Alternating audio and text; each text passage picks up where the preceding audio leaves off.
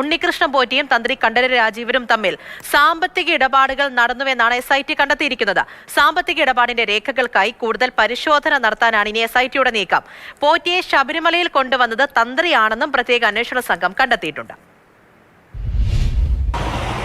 ഉണ്ണികൃഷ്ണൻ പോറ്റി എങ്ങനെ ശബരിമലയിലേക്ക് എത്തി എന്ന അന്വേഷണമാണ് ഏറ്റവും ഒടുവിൽ തന്ത്രിയുടെ അറസ്റ്റിലെത്തി നിൽക്കുന്നത്. ബംഗളൂരുവിലെ ശ്രീരാംപുര ക്ഷേത്രത്തിൽ വെച്ചുള്ള പരിചയത്തിൽ തുടങ്ങിയതാണ് തന്ത്രിയും പോറ്റിയും തമ്മിലുള്ള ബന്ധം. ബംഗളൂരു ശ്രീരാംപുര ക്ഷേത്രത്തിൻ്റെ താന്ത്രിക ചുമതല താഴ്മൺ കുടുംബത്തിനായിരുന്നു. അങ്ങനെ തുടങ്ങിയ ബന്ധമാണ്. പിന്നീട് 2007 തന്ത്രി പോറ്റിയെ ശബരിമലയിലേക്ക് എത്തിക്കുന്നു. ശബരിമലയിലെ കീഴ്ശാന്തിയുടെ സഹായിയായി തുടങ്ങി പിന്നീട് സ്പോൺസറായി എത്തിയ ഉണ്ണികൃഷ്ണൻ പോറ്റിയുടെ ജീവിതത്തിൽ നിർണായകമായ ഇടപെടലുകളും സഹായവുമെല്ലാം തന്ത്രിയുടെ ഭാഗത്തു നിന്നും ലഭിച്ചിട്ടുണ്ട് എന്നുള്ളതാണ് SIT വ്യക്തമാക്കുന്നത്. ഇരുവരും തമ്മിൽ സാമ്പത്തിക ഇടപാടുകൾ നടത്തിയതിൻ്റെ തെളിവുകളും SITക്ക് മുന്നിലുണ്ട്. ഇത് സംബന്ധിച്ച് കൂടുതൽ പരിശോധനകൾ നടന്നു വരികയാണ്.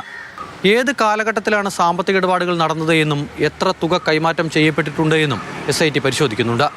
ഈ പരിശോധന കഴിഞ്ഞാൽ കാര്യങ്ങൾ കൂടുതൽ വ്യക്തമാകുമെന്നാണ് പ്രതീക്ഷിക്കുന്നത്. ഇന്നലെ രാവിലെ 4 മണി മുതൽ തുടങ്ങിയ ചോദ്യം ചെയ്യലിനൊടുവിലാണ് ഉച്ചയോടുകൂടി തന്ത്രിയുടെ അറസ്റ്റ് രേഖപ്പെടുത്തുന്നത്.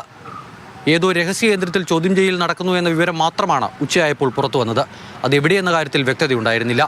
ഇന്നിപ്പോൾ അത് കൂടുതൽ വ്യക്തമാകുകയാണ്. വലിയ തുറയിലെ പോലീസ് ഗസ്റ്റ് ഹൗസിൽ വെച്ചായിരുന്നു മണിക്കൂറുകൾ നീണ്ട ചോദ്യം ചെയ്യൽ. അതിനുശേഷമാണ് SITയുടെ ആസ്ഥാനമായ ക്രൈംബ്രാഞ്ച് ഓഫീസിലേക്ക് എത്തിച്ച് അറസ്റ്റ് രേഖപ്പെടുത്തിയത്. ശബരിമല സ്വർണ്ണക്കൊള്ളയുമായി ബന്ധപ്പെട്ട അന്വേഷണം തന്ത്രിയിലെത്തി നിൽക്കുമോ അതോ അതിനു മുകളിലേക്ക് പോകുമോ എന്നുള്ളതാണ് ഇനിയുള്ള ഏറ്റവും പ്രധാനപ്പെട്ട ചോദ്യം. SITയുടെ നീക്കങ്ങൾക്കായി കാത്തിരിക്കുകയാണ്. അമൽത്തേനമ്പറമ്പിൽ, മാതൃഭൂമി ന്യൂസ്, തിരുവനന്തപുരം.